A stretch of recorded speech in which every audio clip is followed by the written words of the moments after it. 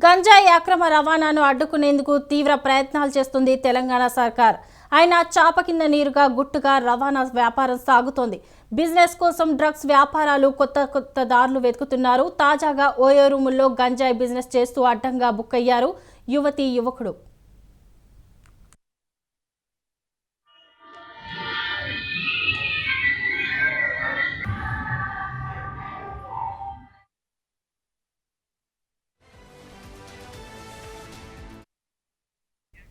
కొండాపూర్లోని ఓయోరూంలో ఉంటూ గంజాయి వ్యాపారం చేస్తున్న ఇద్దరు వ్యక్తులు అరెస్ట్ అయ్యారు.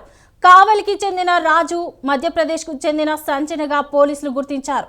ఇద్దరిని అరెస్టు చేశామని తెలిపారు. ఓయోరూంలో నుంచి గత కొంతకాలంగా గంజాయి వ్యాపారం నిర్వహిస్తున్నారని, పక్కా సమాచారంతో దాడి చేశామని ఎక్సైజ్ స్టేట్ టాస్క్ ఫోర్స్ పోలీసులు తెలిపారు.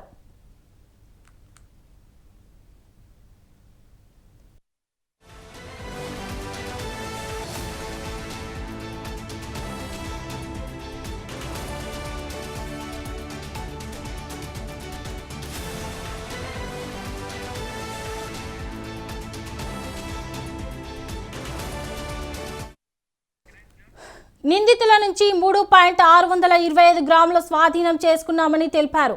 అరకు వివిధ ప్రాంతాల నుంచి గంజాయి తీసుకువచ్చి ఓయోరూంలో ఉంటూ విక్రయాలు చేస్తున్నారని పోలీసులు తెలిపారు.